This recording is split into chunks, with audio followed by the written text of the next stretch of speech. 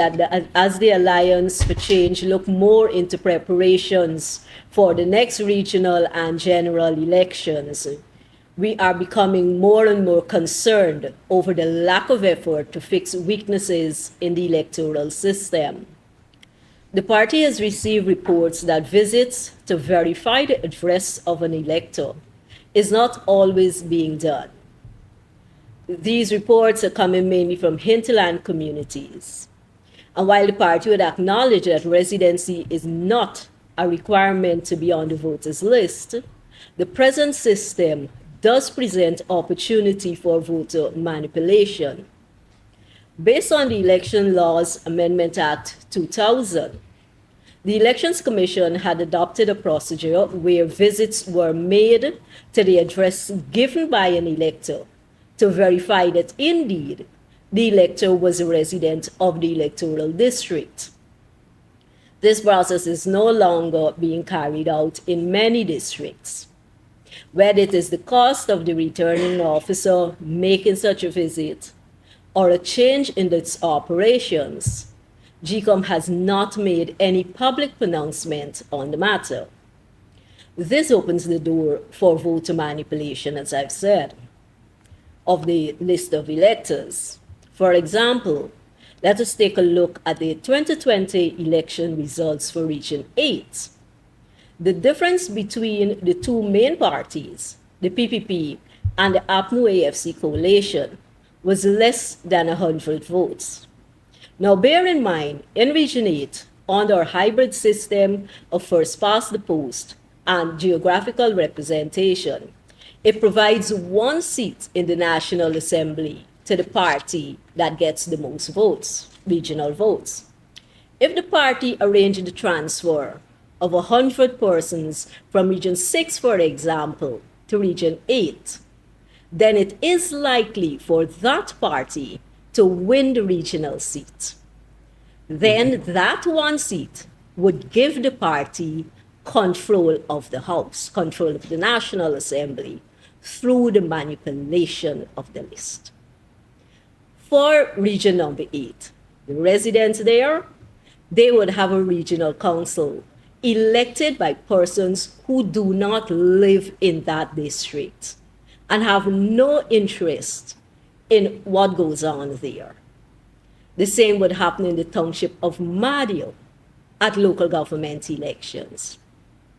The AFC has made repeated calls for the Elections Commission to make recommendations to improve our electoral system. These calls have fallen on deaf ears. The party has also written asking for a meeting to address our concerns. We've had no reply.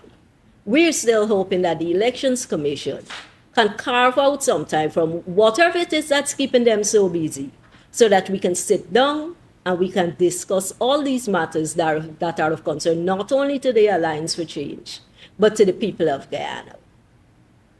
In this day and age, why is the Elections Commission still holding on to a system of paper verification of an elector? Why is technology not being employed, as in the form of biometric identification? The present list of electors is close to the full population of Guyana. And outside of having the census that was due over a year ago, we have to use the figures of the last census. So how can that list really be an accurate list of eligible electors? Clearly, GECOM is failing in its duty to prepare for credible elections.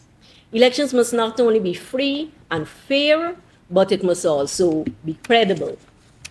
There is also the matter of citizens of Commonwealth nations who may be considered domiciled in Guyana. With the influx of foreign workers in the oil sector, should they be eligible for inclusion on the OLE? At present, the laws provide for that. But should they really be electing the government of Guyana?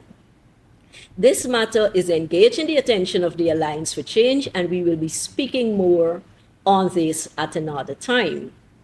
Let me also remind you, ladies and gentlemen of the media, and those viewing there that over a year ago, we wrote GECOM, providing the names of persons to be extracted from the list to fill vacant seats within the regional councils for Region 2, Region 7, and Region 4.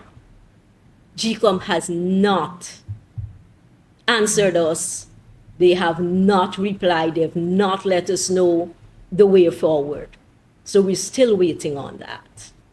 At this present time, the Alliance for Change is not satisfied with preparations for the next elections. There are too many weaknesses in the system. GECOM has not made public any recommendation on how these weaknesses are being addressed. Any post-elections unrest would be the result of GECOM's failure. It is time for the chairperson to bother herself and say what needs to be done to ensure a credible electoral process.